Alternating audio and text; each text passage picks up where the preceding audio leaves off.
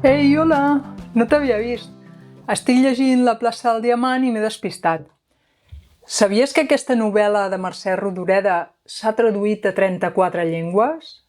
I per cert, t'has adonat que no he fet servir l'article davant de Mercè Rodoreda? Si vols saber quins articles fem servir davant dels noms de persona, en quins casos no s'han d'usar i també vols conèixer alguns detalls sobre la plaça del Diamant, queda't amb mi fins al final del vídeo. Prometo no fer spoilers, o almenys no fer-ne gaires. Som-hi!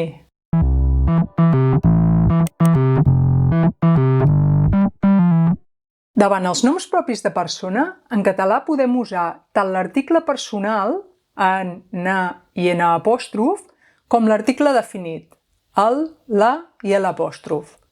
La Natàlia, en Quimet i l'Antoni són alguns dels personatges principals de la plaça del Diamant. Però, quin article fem servir en cada cas?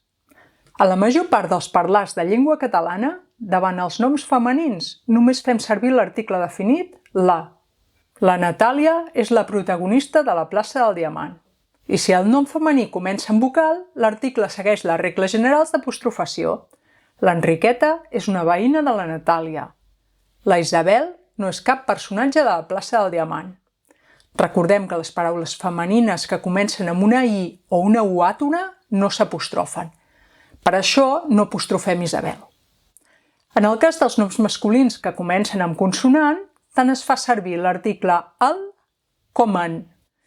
En Quimet coneix la Natàlia en un ball a la plaça del Diamant. Quan el Quimet coneix la Natàlia, li posa el nom de Colometa. Però si el nom comença amb vocal, llavors es fa servir l'article el apostrofat.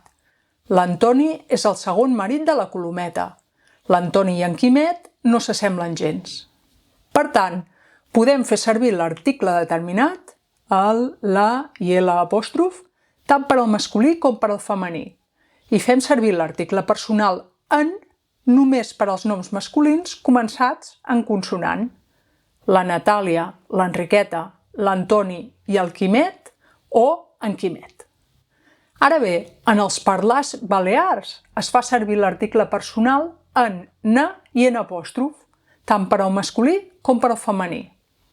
En Quimet, na Natàlia, na Antoni i na Enriqueta. I per contra, en els parlars valencians no se sol fer servir cap article davant els noms de persona. Quimet, Natàlia, Antoni, Enriqueta. I ara que ja saps quin article usar en cada cas, la pregunta que segurament et fas és: però quan s'utilitza l'article davant dels noms de persona? Sempre? Doncs no, no sempre. Tot i que per norma general fem servir l'article davant dels noms de persona, hi ha 3 casos en què no s'utilitza. 1. Amb el verb dir-se. Els fills de la Colometa es diuen Rita i Toni. Fixa't que ni Rita ni Toni porten article. 2. Quan fem servir el nom per adreçar-nos directament a una persona i dir-li alguna cosa. Natàlia, m'escoltes? Fixa't que aquí fem servir el nom per cridar l'atenció de la persona. 3. Tampoc fem servir l'article davant del nom quan parlem de persones públiques i personatges famosos o històrics, especialment en un registre formal. Mercè Rodoreda és una de les grans escriptores de la literatura catalana.